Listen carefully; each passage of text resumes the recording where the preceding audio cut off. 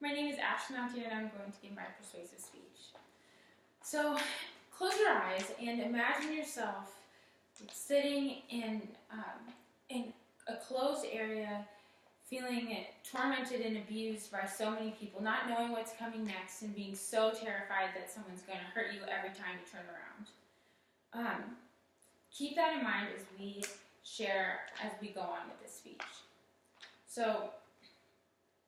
human trafficking is a real issue that's going on in today's society, and it's something that really needs to come to a stop.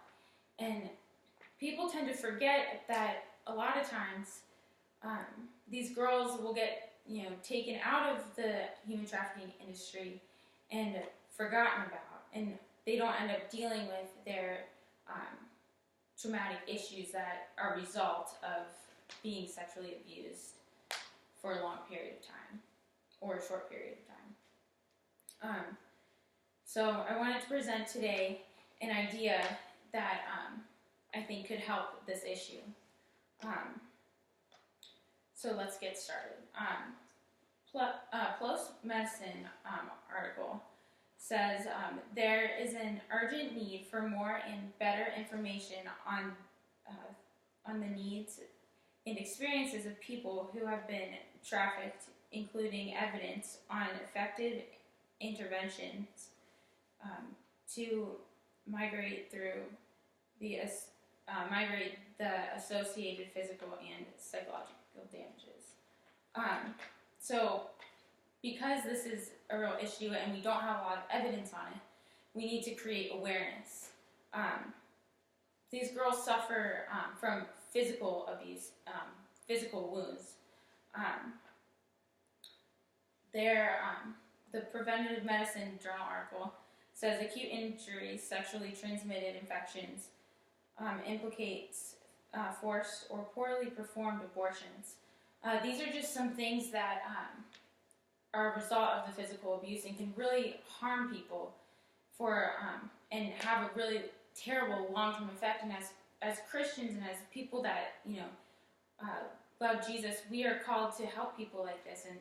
help stop something that is so un-Christ-like. And when people sell other humans for sex or anything, it's very degrading to who God has created us to be, and we are made in the image of God, and that's something that we have, as Christians, have to keep in mind and have to find these people that have suffered from stuff like this and help them to get out of it, but not stop there, but to go further and to help them heal and help them to find Christ, because ultimately that's the only way they're going to find true healing. So one of the ways that they can help, that we can, as a body of Christ, help people to heal physically is by creating a group of people, a group of medical doctors that can help to solve their physical issues. And these won't just be regular doctors. These would be doctors that would have their mind set on Christ and figure out, how to help them not only physically, but also to help them through the support of knowing Christ, but also to point any type of healing or any success that they have in healing toward Christ. So hopefully that Christ would ultimately be glorified and that these girls would recognize that and hopefully one day come to Christ. The awareness of health impact this issue, educating about how to identify and treat affected individuals in a compass, culturally aware and traumatic informed. So that is just something that the previous people that prevented medicine, that is another quote that I found, supporting that this is an issue that we all need to be more educated on, and you have to be a certain type of person a certain type of doctor is what I'm presenting, to take care of these patients because they are so fragile. So the other side of the leading factor or another result of physical abuse is psychological issues. Many people just that have been abused like this end up not trusting people or having a lot more issues. The close medicine found a study that had done a study presenting some of the psychological issues that they had that were results from it, and they found that for mental distress, there are high levels of anxiety and depression and post-traumatic stress disorder. And this is something that as people, as the body of Christ, we can come together, create a group to help their psychological issues and pray over them and be for them like what they need psychologically and be that support for them. And us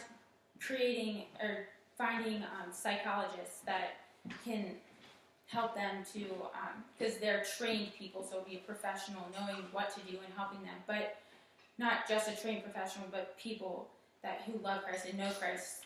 and who are actively involved with Christ, with knowing Christ, that can help them.